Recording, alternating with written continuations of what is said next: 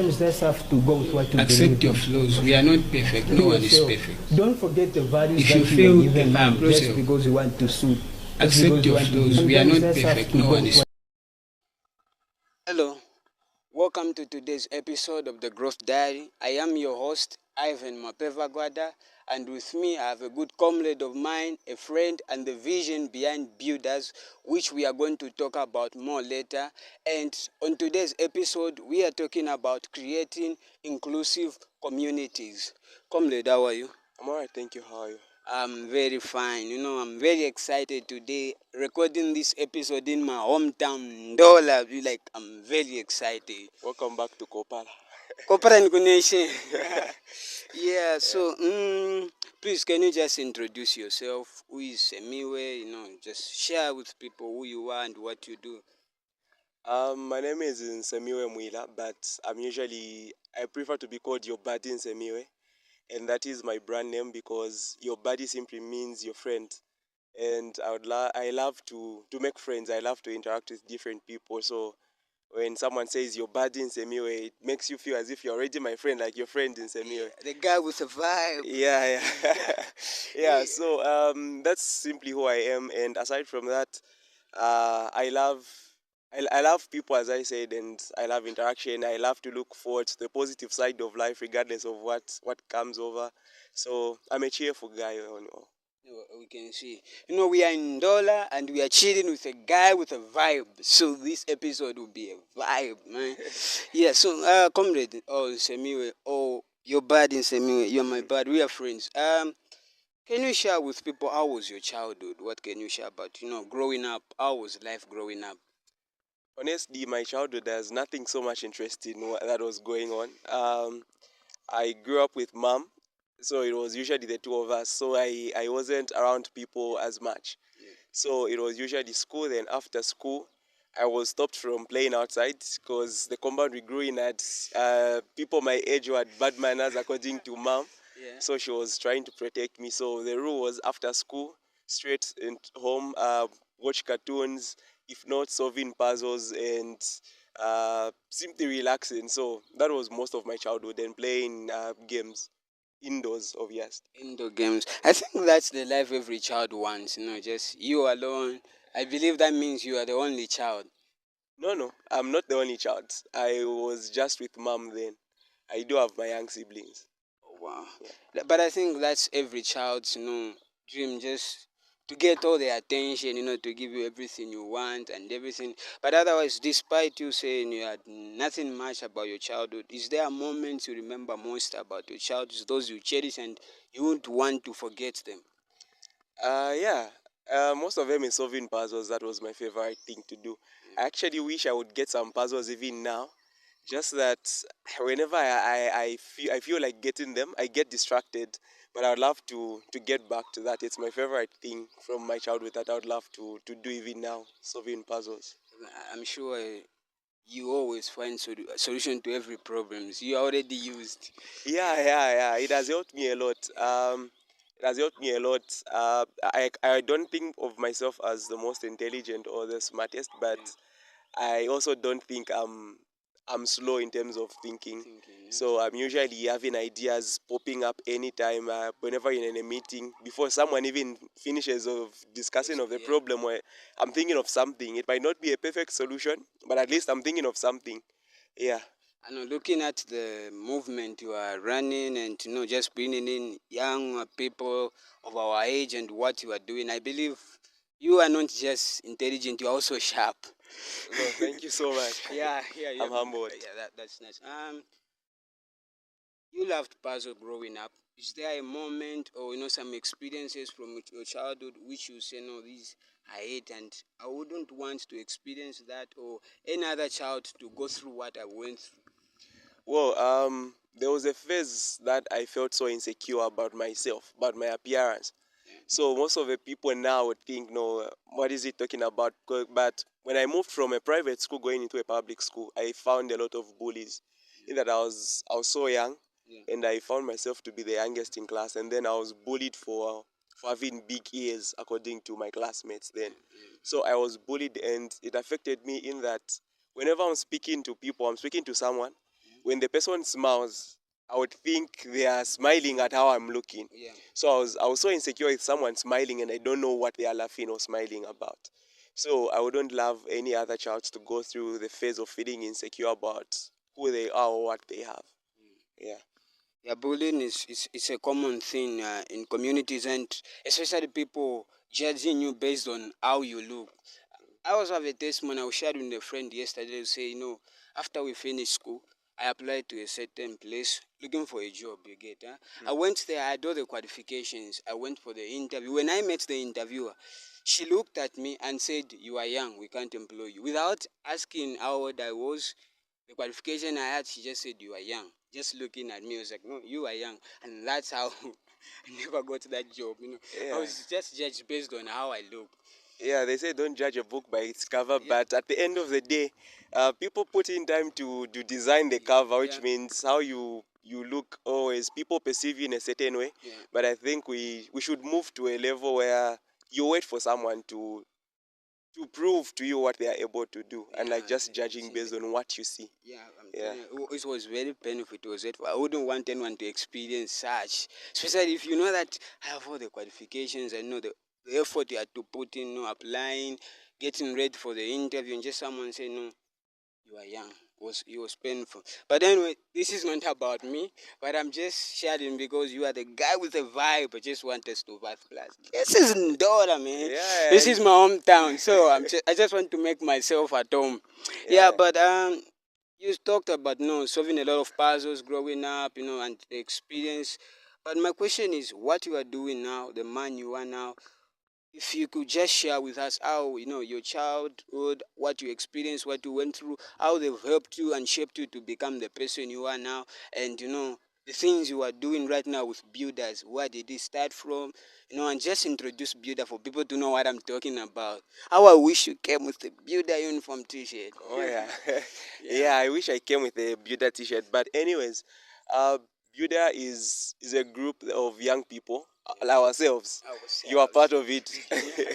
Yeah, and other friends. How it started, funny thing is it just came as an idea. So whilst I was doing my diploma in physiotherapy at Eveling I went for my industrial attachments at Mumba District Hospital. Yeah. So from there I was seeing children who were born with disabilities. So some had CP, cerebral palsy, others had Down syndrome and the like. And so me being found in that environment, it made me realize that there is more to life than what we are used to. Yeah. You know, when you're just out there, you're home or you're at school, you feel everything is okay in the world, or you feel you're the one who is suffering the most. But once you expose yourself to the hospital, you tend to see how people are struggling. And also in that those are innocent children, innocent babies who are born with a disability that they are not aware of. They didn't cause it on themselves, but they have to endure it for life, you understand. So I felt so sad for them, especially that most of them are deprived of the privilege to education. Yes. So I felt I needed to do something. But and then I was thinking I'm not in the capacity to sponsor anyone to school. I'm not in the capacity to take care of anyone yet. But what's the little thing I can do? So it was somewhere October last year. Yeah, and my birthday is on the 11th of January. So I was thinking of doing it for my birthday because I had never celebrated my birthday before. Yeah. So I was like, I think this can be the best way to celebrate my birthday, just donating something to sponsor the children who are born with disabilities to school. So I posted on my WhatsApp status to say, I'm planning to donate academic material to children who are born with disabilities on my birthday who are interested.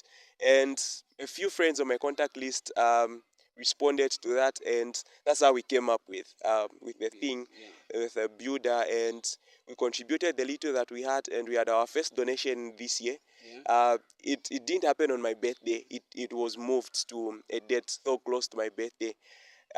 From there, for me, it was just a one day thing. Like my birthday, after my birthday, it's done. It's done. But then my friends were like, no, we need to continue doing this at least every year. Continue. Yeah, we need to do this every year. And I was Yeah. like, okay, this has grown beyond me. It has grown beyond what I thought. My friends are into it. And I felt blessed to have friends who feel they need to be part of what I value. They also value it. That meant a lot for me. And as it stands, Builder is beyond my birthday now. It's beyond what I felt, but it's now what we felt as friends, what we feel as friends. Yeah, helping others. And so that is how Builder started. And going forward, I hope it grows to impact more lives. And then just impact more children, because I believe education is the best equalizer. And so I think what we stand for just needs to be supported by a lot of people to come on board. Well, you've talked about Builder. Well, away from Builder, yes, I would want to know, maybe growing up again, your childhood, how has it impacted you to be the man you are today and everything you are doing away from Builder, not just the life you are leading and where you want to go? Okay. So my childhood has impacted me a lot. Well, honestly, everyone has been impacted by their childhood. Um, so my childhood, most of the things were church, school, home, and till now, those are the things I value a lot. I value God, putting God first in everything that I do. I try by all means.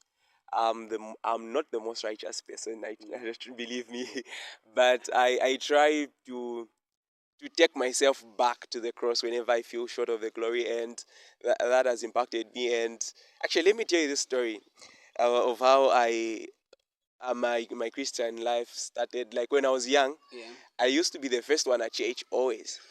Grandma would make sure I've bathed by 7. I'm an Adventist, so she would make sure by 7 I'm well prepared, and I would go. By the time they are opening the church around 7:30, I'll be at the door and I'll be there. And I've grown up like that. And then the other side of me, which is more of caring and making sure that everyone feels comfortable around me, I think I've learned that over observing how home has been. My family is people who are welcoming and accommodating, and I think I've learned that from them, not by them telling me, but by just observing. And I love family a lot. I love my family. I'm sure you see me post my relatives a lot. So I value family. It's just 2 days I saw a video of you leading the choir and you were dancing. I was like, Yeah. the vibe is in church now. So my childhood has impacted me who I am today, because I've not drawn much from who I was growing up. Of course, I've gotten to experience new things. I've gotten to discover a lot of things that I never knew I would do. Like what we are doing, I was very shy to be on camera back then. But over time, as I've been growing, I've been discovering myself more. I've been learning a lot about myself. But of course, I've not neglected who I was. I've just been sharpening my childhood to transitioning to who I want to be in future. That's right. No, that's good. No, always remember in your roots. And church is very important. Every time you have to run to the cross. You have to believe something. As long as you are going to a church believing, Bible believing church, you don't have to be an Adventist, no Pentecostal, anything. What's important is a person praying and knowing Jesus Christ as their Lord and personal Savior. We are talking of an inclusive community.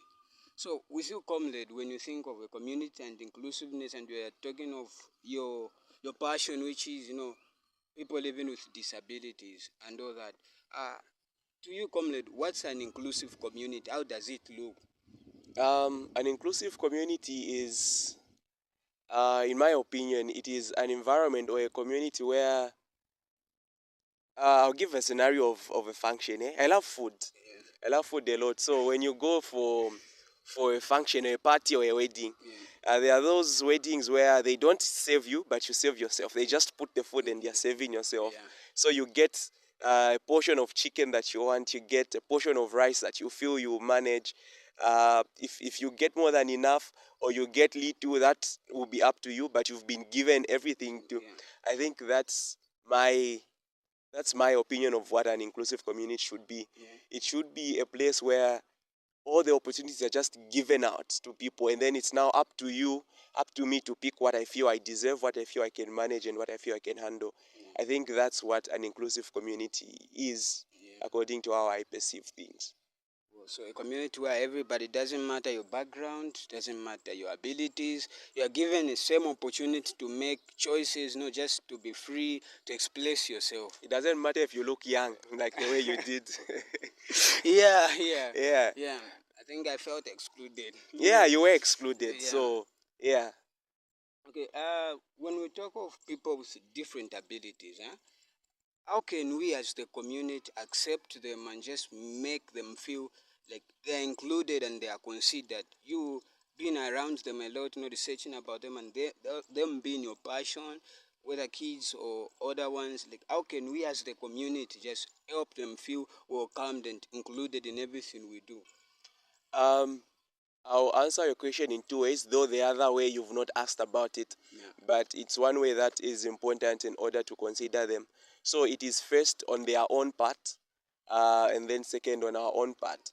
So on our part, sometimes we care, like, when care is too much. They say too much of everything is good.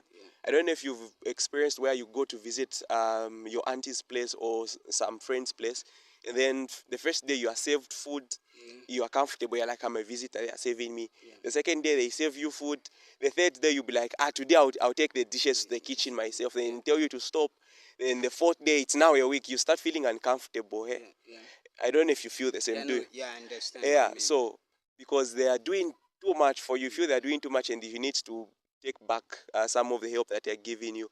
So the same happens with the differently abled people in the community. Sometimes as a community, we show too much care and love than necessary, such that we tend to make them feel they can't do anything for themselves. Yeah. So the first thing would be us learning to say they are human. The same way we feel uncomfortable, someone always helping us every day, and we question, why is this person being so kind? They also do the same, and we make them feel inferior in that way. So the first thing is, let us learn to be kind, but also in our kindness, let us also let them feel human and let them do things that they are able to do. Then also acknowledge to say we can't all be equal. It's just nature. It's natural that there are levels in society. There are always classes and categories, and we can't all have the same thing at once. Even if we were all rich, there will be obviously a president to regulate everything. So it's just normal that there are groups. So we just need to accept that they are in our communities. They are differently abled, but there are things they can do. There's possibility of them doing something great and being great. And once we realize that, we'll give them equal opportunities, and we are going to treat them the same way we treat everyone else. If they are wrong, you tell them you are wrong. If they are correct, you tell them you are correct. And like they are wrong, you leave them to say, no, you feel bad, this disabled, just let him be. No, just treat them the same way you treat everyone else. That's the first thing. Then the second thing, the other part, is themselves, the people living with disabilities. By the way, we are all disabled in some way, even sometimes based on environment. So I'll use the term the impaired. So the people who have physical impairments, them themselves also need to realize that they are human and they need to stand up for themselves. Sometimes people will undermine you, like they undermined you. Like I've been undermined before as well. But it's up to you to prove it to the people. Uh, uh, so it takes them to realize that they have the potential, they have what it takes. And once they realize that, they will stand up for themselves. And even if someone came and I told them, no, you can't be a police officer, you are using a wheelchair to move from one place to another. It is up to them to prove that, no, I'm fit and I'm capable, I'm able to do something. I can't chase the thieves or criminals, but I can do something in the police service, even with my disability. So even them, as people who are living with impairments, need to stand up for themselves and acknowledge. But the sad thing is, they don't even know what their rights are. They don't realize what they can do, and I blame that on education. That's why I really wish that our schools could accommodate more. Because we've not given them equal opportunities as much. You find that you go to a school, I'll give an example of, no, I won't mention the school, but I'm sure you think of one school, it will come to your mind. So you walk into a school, the grade 11 class is upstairs. There is no provision for someone who is crippled to go upstairs. So directly you've taught the person, when you come to this school, you can't go into grade 11 because the grade 11 class is up there. Or maybe we say, no, the journalism class is upstairs. And then the teacher's class is downstairs. So you're telling them, at this college where you've come, you cannot do journalism because journalism is upstairs. You won't be able to attend class, but you'll be limited to being downstairs. And some do give the risk, they take the effort, but again, it is us limiting them. And so it is an effort of both the people who have impairments themselves, and also us as the people to help them and support them and to give them the support that they need to make it an inclusive community for all. Secondly, you've just talked about treating these people like they are equal with everyone. So do you feel, when we see the news, the papers, policies being made public, saying, we want to do this for the people with impairment, we want to give them this, we want to give them, do you feel we give them that sense of them not feeling like they can do it on their own, or those policies and those news, they are okay? Because I believe you are also working towards the same, and it's your passion, just trying to uplift these people and showing them uh, they can do it on their own. Like build we have a theme which says things can always get better. And I remember the statement you had made when you had that event. You had to encourage the children, they can do it. Like you said, education is It's the best equalizer, yes. But do you feel the policies of the government and the people there, they are delivered in the message according to the way it's supposed to be delivered, and these people in community, they are receiving it the way it's supposed to be received? I honestly think the policies are necessary. Um, I'm sure what the government is trying to do is promote equity and not equality. So equity is necessary to give special privileges to certain people in certain groups, because even in school, the pass mark is usually different for the boys and for the girls, and that is equity in trying to promote a girl child being in school. The same applies to the policies that the government makes. But most of the challenge is in the community, in our homes. You find that most parents hide their children who have disabilities. They hide them. They don't treat them as they treat the other children. And so it starts from that level. And then the impact is seen on a national level. Meanwhile, if you look at the constitution, they have some very good rights that they need to take advantage of. But as I said, they are not educated. Most of them, they've not been to school. Most of them, they've not been exposed enough. Most of them, they've not gotten a chance to learn of their rights. So they don't even know what they deserve to get and what they don't deserve. All they get is what they are given. So that is why I think education can be the best thing to do. Let us have more special schools. Let us have more platforms for people with disabilities to learn, so that they can to realize these things themselves. And like me talking on their behalf, I might not exactly relate to them, but if the actual person with the impairment gotten to learn of their rights and their privileges, they would stand up for themselves even better than people who don't have impairment standing up for them. So the policies are necessary and very important, but also families and parents and even mayor people like you and I in the community needs to realize that we have a bigger role to play than the government, because we are closer to the people. I think you should. I feel now I should be calling you activist instead of your body. Yeah, like you found your passion, you found the way. Maybe you found your calling. I think this is the way you're supposed to go. You understand more for these people, more than some of us do, and people out there. I feel you have so much information about them, and you're like your heart is so close to them. I don't have so much information. I have only got information that I've managed to grasp, and I'm still learning, and I'm still getting exposed to these people, to all the people actually. I'm still getting exposed. I don't think we ever learn people. We never even stop learning ourselves. Like you're still learning yourselves. Yeah. So, calling myself an activist, I think that would be a big name to carry. Yeah, it would be so heavy, but they're just people that I have a special position in my heart for. Yeah, I do a lot of things away from that. So that is just part of me that is in the public, but aside from that, there are other things I do. And so, yeah, I wouldn't carry that as the only thing I stand for and do, because I'm exposed to a lot of things. I'm everywhere. Yeah. Okay, no, just for the fun of it, we are talking of an inclusive community. Huh? So if God today gave you all the power in the world, just to change the community and not just bring balance. What's one thing you can do for you to have that community you've always envisioned? Say just for the fun of it. I know that can't happen. Oh, anything is possible, they say. But what I can do? Yeah. Ish. Your I pride think is I memory. think that's a hard thing. Yeah. Maybe the best thing would share the knowledge I have. Yeah. I think doing things people might forget, but giving people information they might not forget. Yeah, Yeah, I that's think powerful. I'll just share the knowledge I have about these people, and it will be up to the world to do something. For me, I would just share the knowledge I have about them. No, that's very powerful. I was not expecting such an answer because I was already. If it was me, Yeah. it would have been a long Now I description. would have built the hospital. I would have You, given them. No, it's yeah, bring roads that Na- everything. actually, that came to my mind, but I was like, I wouldn't touch the whole corners of the world. But Yeah. if I were to share knowledge, Yeah. you would share to another one and another one, and Yeah. then everyone would have the knowledge. And then when you have the knowledge, it will be easy for now other people to act. That's really powerful.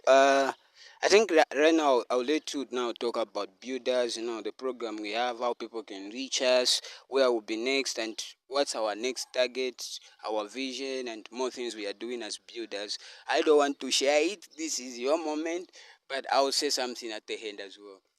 Okay, so to the people watching out there, Builders is just a group of young people. Though we do have people older who are coming on board now, and we really appreciate them. It just aims at helping the children living with disabilities, especially, but we don't ignore the older ones as well. So if you're willing to donate anything that you can, it can be clothes, it can be washing soap, bathing soap, diapers, anything that is necessary, any groceries or anything that you can help them with, but more especially academic materials.